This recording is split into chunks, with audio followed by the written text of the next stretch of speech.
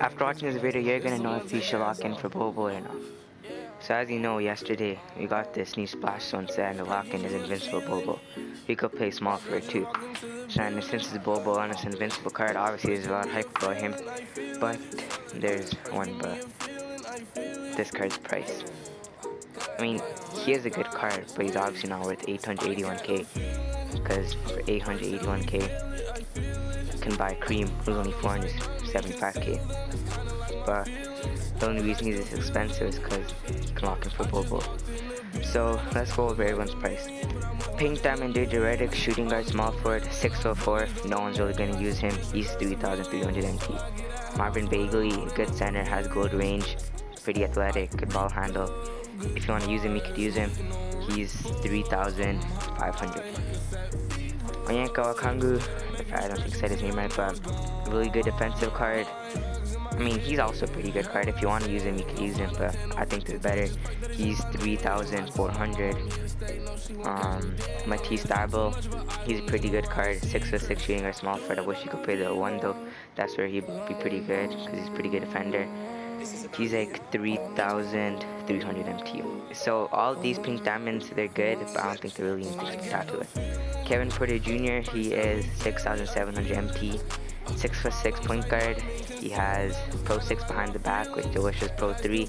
He has J.R. Smith release on very quick now. The one thing which separates him from his dark matter that this card has is release on quick, and this one has it on very quick. And this card is 6,700. I'm using him currently because I'm a Rockets fan. He's on my bench. And let's go on the other axial pulls. Tyrese Halliburton, 6'5" guard. Okay, my video got cut off. Let's look at Tyrese Halliburton, 6'5" point guard. If you use his diamond, you know that he's absolutely goated. So I think you should buy him, and for the set, if you lock in him, you could probably use him. He's like 6,000 MT. Chris Bosh, exactly same as the Dark Matter, off range, has all the good stuff. He's like 6,000 MT. If you lock him in, maybe you would use him. Tyler Hero, not really anything special. If you want a point guard from this set, just got KPJ or Tyrese Halliburton. He's also around 6k. Now Chris Webber, the first Dark Matter of the set, nothing really special. He could play small forward. That's pretty cool. But yeah, he's a pretty average card. He's 45k. Jeremy Lin, cheap Dark Matter in the game, 6'3", half steady. I'm not really gonna use him. He's 20k. MPJ, on base key 900k. This one's gonna go up to 900k. He's a really good card, but not worth 900k. If I locked in the set, I would use him.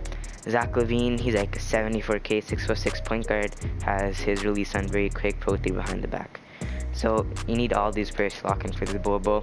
So let's say you have a team like mine. The only players I would use from that set is obviously wants to lock in Bobo. I'll have Bobo, I'll play him right here. MPJ here, I keep Luka here. Maybe I'd keep him here.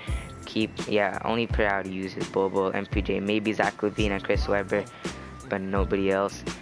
But the only reason I think you should really lock in for him, if you have the millions of MT, since it's endgame, why not just get a card? Is really fun. But if you do want a cheesy card, just buy the pink diamond Bobo. They're kind of the same behind the back, same release, and same timing. But yeah, if you're a guy like me who has like 100k MT, I don't think you should really sweat to get him. But if you do really want him, play Triple Threat online, get the Invincible T-Mac. If you get him twice on the one board, he's like, how much is he?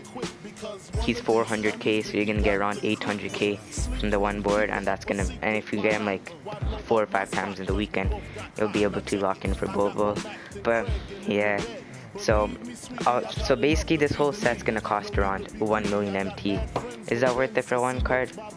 I mean, for Bobo it could be, but for 1 million MT, I would buy Kareem and like somebody like Dwayne Wade or someone, because I don't really think he's worth it for no money spent players. But if you have the money and MT, why not do it? He's gonna be a top 10 card till the end of the year, and even at PD for until last week, he was still a top 3 card. I was watching DVD's video, and he ranked him as top 3. But you would never see me locking in for him because I don't have much MT, and if I did have that much MT, I wouldn't waste on one set. I would build a full team of like Invincibles. I'd buy like the Cream I was talking about, Dwayne Wade, all those guys. I'd like equal it out. I wouldn't spend all the MT on this one guy. So yeah, only lock in if you have the MT. One thing you shouldn't do if you normally spend, don't think you gotta buy beef and open up packs for him. These odds are pretty bad. If you pull a direct matter, it's gonna be Jeremy Lin, who's 20k. So you're gonna make a 3k profit if you even pull a direct matter, which isn't really anything. And off the opals and pink diamonds, you're not gonna make a profit. So, I mean, one thing you could do is snipe for MPJ, and once you get MPJ, you know, it's only gonna cost around like 200k for the rest, and that's not really much.